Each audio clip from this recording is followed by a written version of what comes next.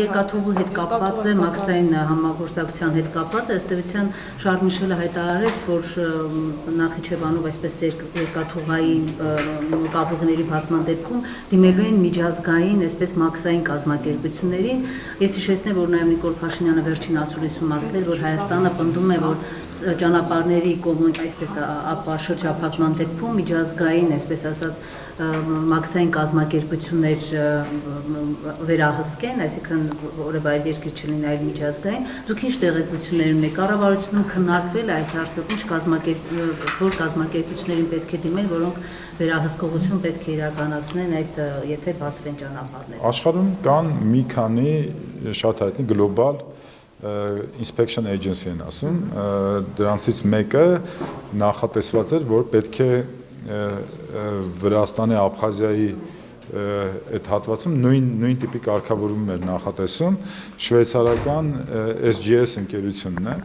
բայց կան նաև ֆրանսիական եւ մի շարք այլ ինսպեկցիոն ընկերություններ, որոնց տրված փաստաթղթերը մեծ վստահություն են վայելում ամբողջ աշխարհում եւ կարծում եմ այդպիսի մի ընկերություններից մեկը, եթե հիշեցնեմ, Աբխազիայի Պարագայում մոդելը, որ քննարկվում է, հետևյալն է, որ Աբխազիայի երկու կոպիտ ասած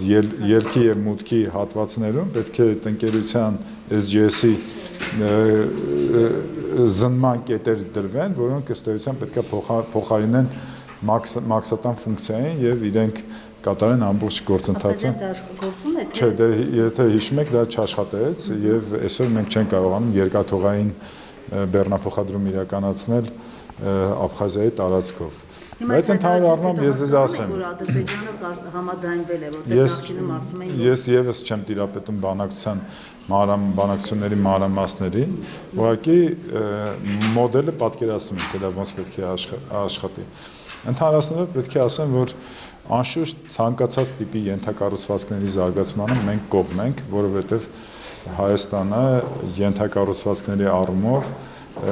բավական մեծ պոտենցիալ ունի զարգացնելու, եթե դրական բառերով նկարագրեմ, իսկ եթե այսպես գործնական առումով ասեմ, պետք է ասեմ, որ չնայած մենք մասշտաբային ներդրումներ ենք անում ենթակառուցվածքների մեջ, բայց հաշվի առնելով այն, որ նախորդ 30 տարում ըստ էության ենթակառուցվածքներում համարժեք ներդրումներ չի արվել եւ չի զարգացվել ընդհանուր մեր ենթակառուցվածքները, դա վերաբերում է ոչ միայն ֆիզիկական ենթակառուցվածքներին, ասենք ճանապարհներ, ջրագծեր, ջրամբարներ, դպրոցներ եւ այլն, այլ նաեւ ոչ ֆիզիկական, գիտություն, մշակույթ, կրթություն եւ այլն եւ այլն։ Այս բոլոր առումներում մենք հիմա խոշոր ներդրումների կարիք ունենք եւ գիտեք, որ կառավարությունը շտապում է այդ բոլոր ուղղություններով մեծ ներդրումներ անել եւ անում։ Դուք հույս ունեք, որ Հայաստանի, Ադրբեջանի դեպքում այդ միջազգային կազմակերպությունները կարող են, այսպես ասած, գործել, տեղադրվել, ինչ չեղավ Աբխազիայի դեպքում։ Հաջող մոդելներ կան։ Դե եթե հույս չլներ, այսպիսի բանակցություններ ընդհանրապես չեն լինի։ Այո, հաջող մոդելներ, աշխատող հաջող մոդելներ աշխարհում շատ կան։